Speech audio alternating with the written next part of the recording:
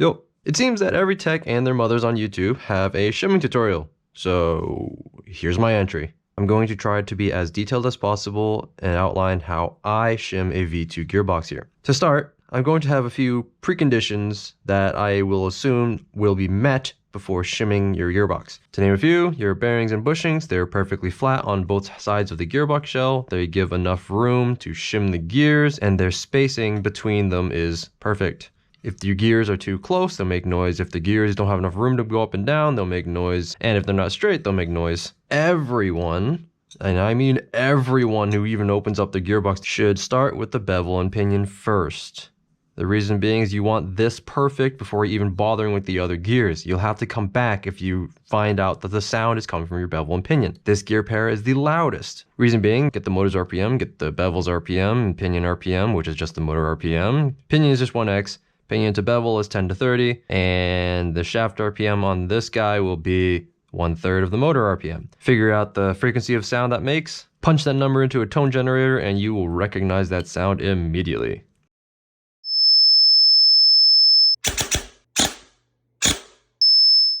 So you want to make sure that the meshing is perfect and ensure that the sound they make is as quiet as possible. I'm going to go on a little side tangent here, and it's going to be a little nerdy. I've hooked up my motor to my test harness. There's a 5-amp fuse in line, so if anything's wrong, it'll pop immediately and no damage will be done to any of the electronics or my battery. We also have a spectrum analyzer for audio analysis. I'm going to use this to determine what sound that the motor makes just running. With that information, I'll know that is the absolute minimum noise I can ever have come out of the gearbox. Because you can do all you want to make sure the gears mesh perfectly and as silently as possible, but you can't do much about your motor.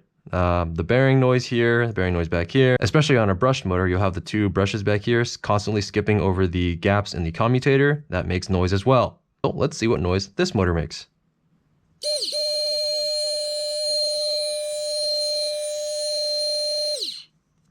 Okay, so we have a few peaks here. Over here is just broadband noise. You can typically ignore anything below, say, 100, 200 hertz. But starting over here, we notice a giant peak at around 600 hertz. And down here in the waterfalling data, you'll see that the motor ramps up actually from 0 over here, and you see it go all the way across and hits the 600 hertz. Now, I'm not smart enough to tell you what part of the motor makes that noise, but it is one of the fundamental sounds of this motor. Then you move over here to him at 4,400 hertz-ish, 4,200, 4,300 hertz.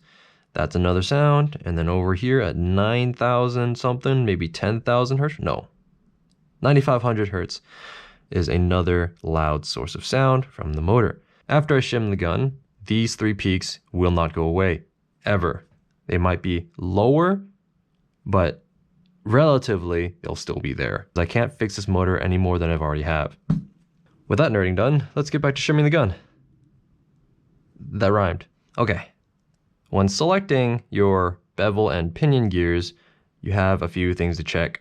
First, you take your bevel and your pinion, place the pinion on the bevel at the exact depth that you would have your motor in.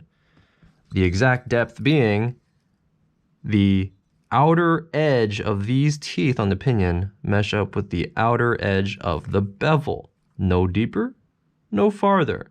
Now it's hard to tell, and a lot of people might fall into this trap of just taking this flat edge of the pinion and shoving that up against tangent against the bevel, but that's actually a little too deep.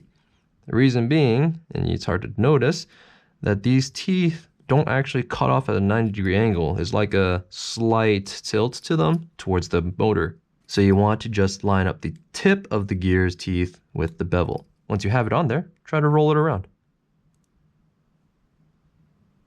If it rolls smoothly and there are no bumps along the way, that's good. Another thing you want to check is when you put it on there, this angle is a perfect 90 degrees. If those two conditions are not met, no matter what you do to motor depth or bevel height and any of the shimming down here, you're going to have a loud gun. You just have to get this right. Once you've checked out that your bevel and pinion mesh well, you can move on.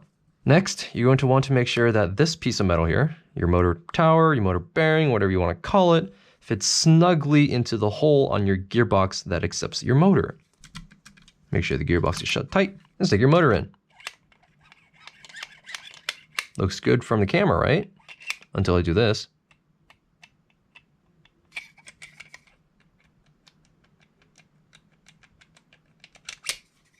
That's bad. If I then measure the tower, it's about 9.4 millimeters. Then I measure the inner diameter of the hole.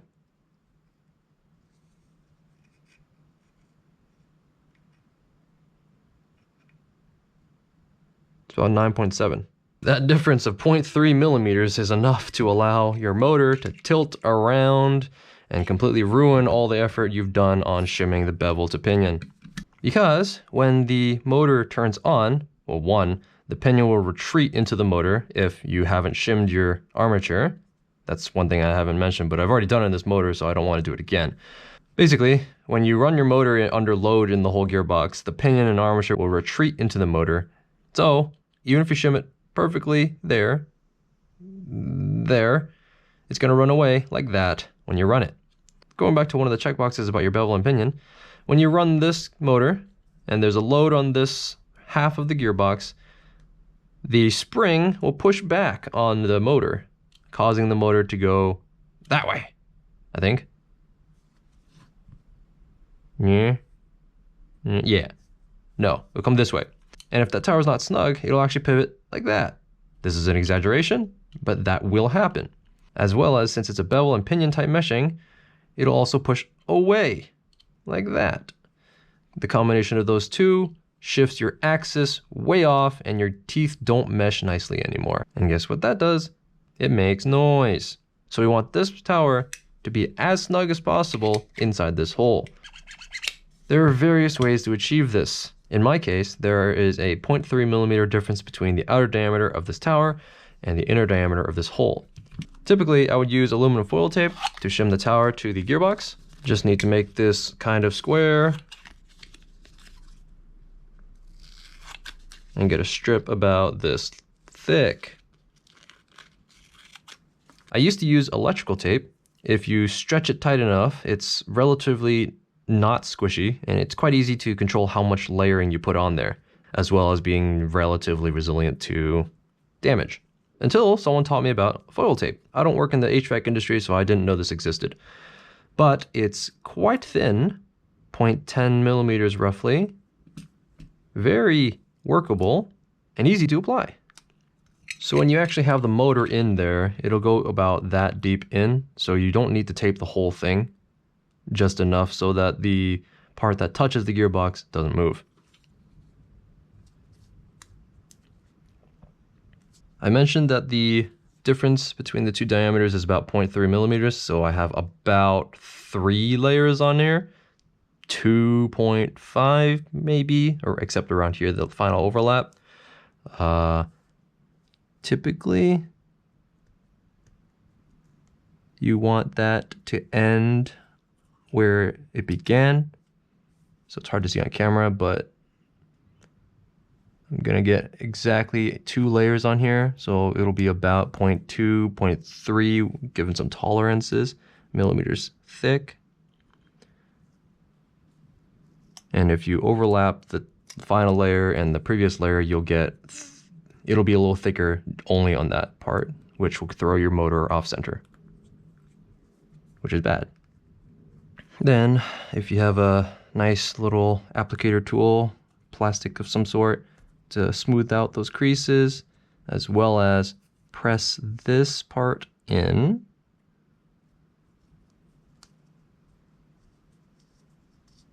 It'll make it less likely that the tape will get caught on the gearbox when you insert the motor.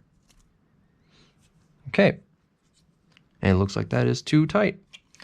I'm going to back out 1 layer exactly and try again. Now, it's inevitable that sometimes when you insert your motor, you're a little aggressive and you try to shove it in, and that will peel the tape back. You're just gonna have to reapply it. There we go, we're in. We're still a little wiggly, but it's less than before. However, I'm still not satisfied. So now we're gonna move over to Captain tape, which is another quite stiff tape. as in you won't be able to squish it very much, but I mean, it's already thin. And its friction coefficient is way lower than aluminum tape, so this might even help with keeping it from tearing off when you insert it. This stuff is thinner than aluminum tape, 0.05 millimeters. So hopefully this will work just like shimming a gearbox, and I'm just sticking in a thinner shim. Okay, so now I have a layer of aluminum foil as well as a layer of Kapton tape to shim my tower. Man, that is also too tight. Ugh, dang it.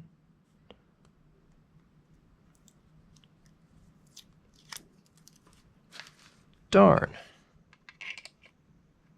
Well, it's not the end of the world. If you can't get this as perfectly as you want it to be, because there's just simply no material available to shim it perfectly, I need something super thin, maybe 0.1 or 0.2 thick to get that right.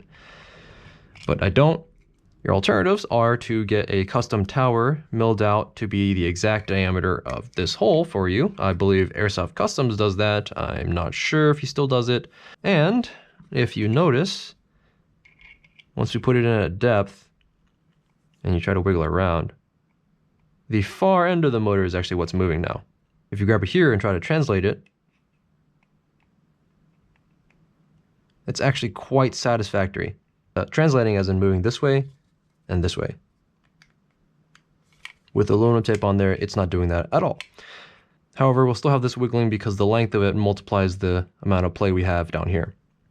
But that's actually not as bad as I make it sound to be, because in the grip here, you'll have this guy down here holding him. Except even he needs a little shimming. You have two more options. You could shim all these sides of the motor to the inside of the grip, so he doesn't do this, or do like this. Or you could shim these side faces of the motor to your end plate here. Let's do that. I have a strip that's conveniently roughly the thickness of that, so I'm going to work with this guy. And I think just two of them will be enough, one on each side.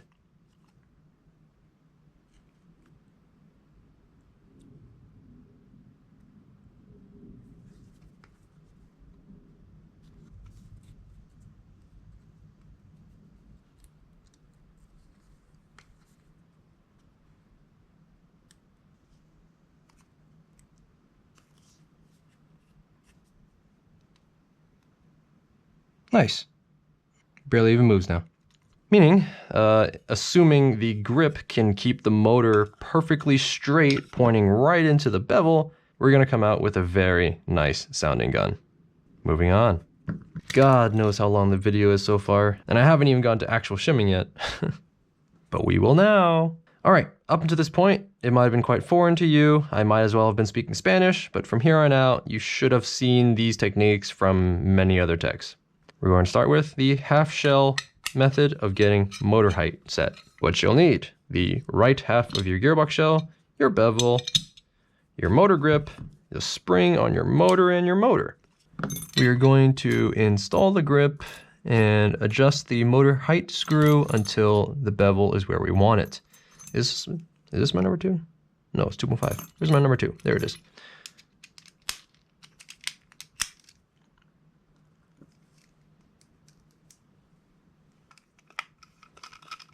You only really need one screw in for this step, and depending on your gearbox, you might only have one screw to put in. If you have space for 2 screws, you don't really need it, because even if the grip does this, it doesn't really matter, because what we're trying to adjust is this, not this. Let's get the motor in. For my guns, positive sits front.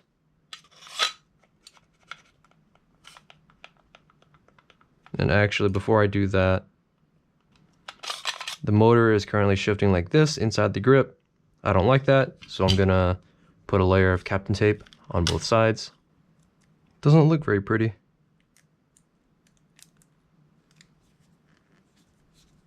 I wish it wasn't yellow.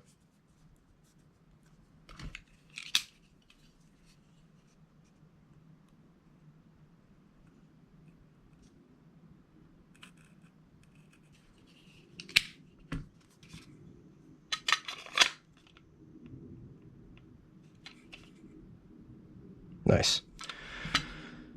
Okay, then we're gonna want this guy. Back it out a little bit so we can get our Loctite on.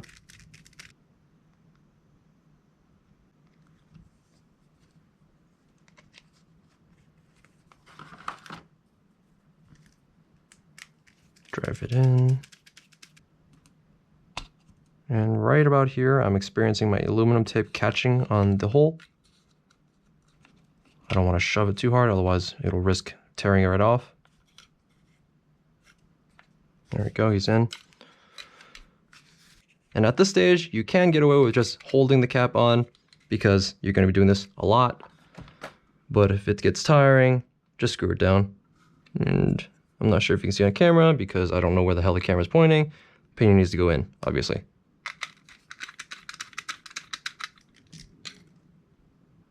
Needs to go in more.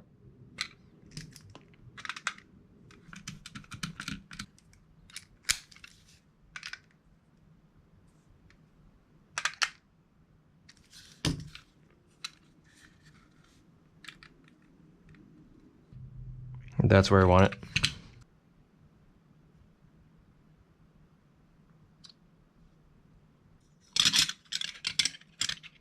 Now that we're using both halves of the shell, we're going to want to screw it down, as well as use at least 2 screws on the grip.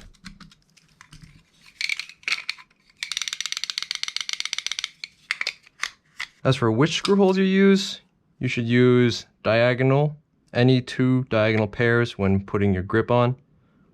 If you have 4 slots, use all 4 in the final product, but for shimming, you only need 1 diagonal pair. Don't fully tighten either screw until both are almost in.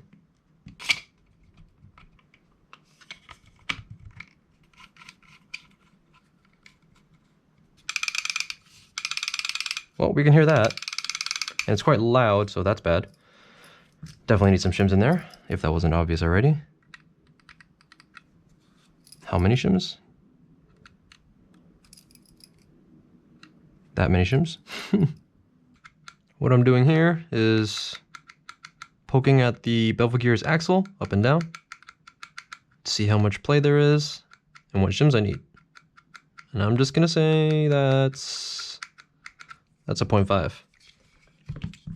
So let's get a 0.5.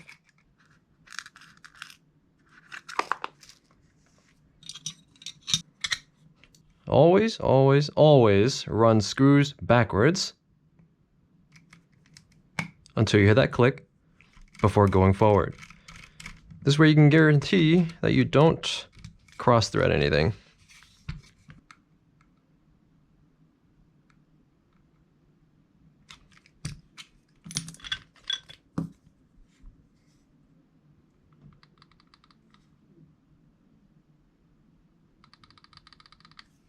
And that's pretty good. Now with that out of the way, this motor and this grip are done. The rest of the gear train will be a cakewalk. Put the motor off. Now all we have to do is make sure the bevel stays still in its spot. Let's see how much he's actually moving.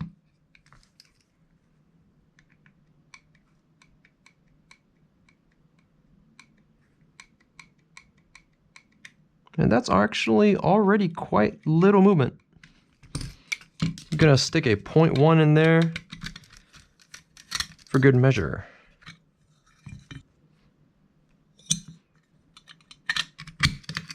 Now there's an important thing to know about shimming on a bearing. The inner race of a bearing actually moves up and down ever so slightly.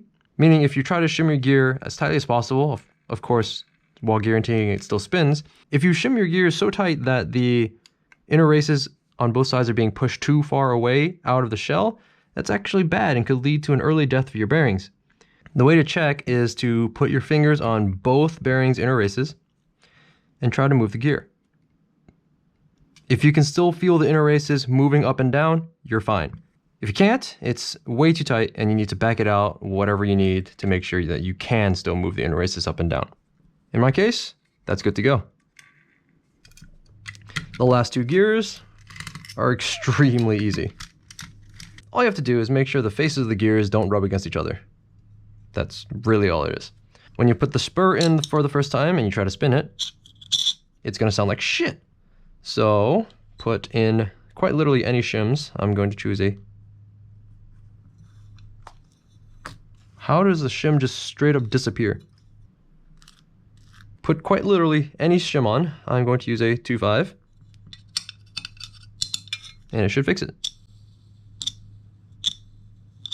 Basically, you just need to get the gear off the gearbox shell, especially if your bearings or bushings are quite low. Then you put your bevel back in and see if they're rubbing. You might notice though, you can actually tilt the gears like this with just one half, so you might get a false positive. You're going to want to put the other half of the shell on and spin them. All right, they are not rubbing. Next, we fix this. Gonna put in some random shims, see where we're at.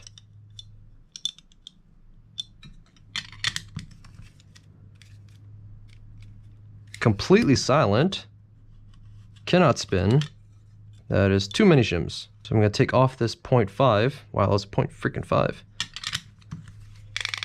Okay, we're moving again. If we squish down on it, it's dampened. And if I actually poke on the axle, the gear is barely moving. Perfect time to put the screws in. You can still hear the clicking because it's metal on metal. I'm just pushing on the axle here. But the gear doesn't seem to be moving it very much at all. And he still spins. Perfect. Next up, sector. In my case, it's a special dual sector. Fancy. Same story. Make sure they're not rubbing. They are rubbing. So we put a random shim on there. This is a, what is this? This is a 3.5.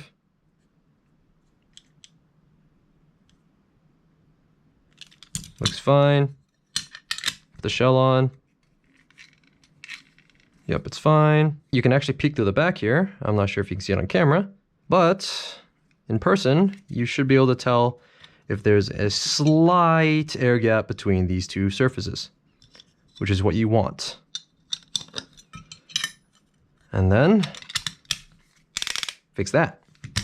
Bunch of random shims. 0.25. 2.5, 2.5, and what is this? 0.5? Let's do an 0.5 and a 2.5.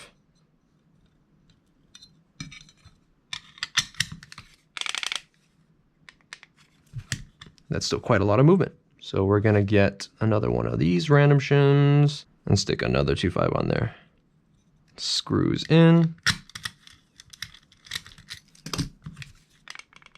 Sound is quite dampened. Poke the axle, it kind of moves. Too tight, but it's not completely seized up. It's only a little grippy. So I'm gonna back out a 2.5 and put a 0.1 in its stead.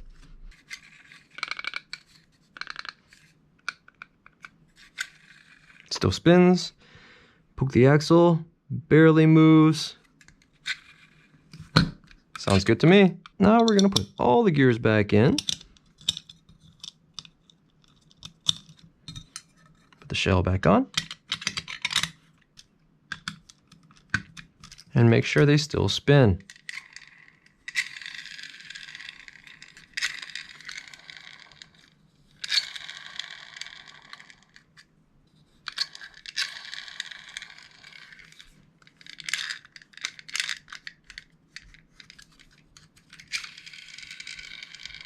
No problems there. Now, I have to say this. Recently, there have been quite a few techs sending me videos of them free spinning the gearboxes like this and asking if it sounds good. I mean, yeah, I guess. Unfortunately though, if it sounds like this, I mean, the only useful information you can get from this is like whether or not anything's binding, like gears on each other, sector could be too high, running into the tappet rail there, stuff like that. Unfortunately, what this doesn't tell you is whether or not the gun will sound good when you fire it. Like, all of the work here, don't get me wrong, is very important, prep work, and shimming in this direction is crucial, but really you're just kind of estimated guessing all the way up to this point. You won't be able to tell for sure that the gun sounds good until you power it. And I would do that in this video, but installing the electronics would be out of the scope of a shimming video, so I will do that in another one and link it here. Look forward to the next one. Peace.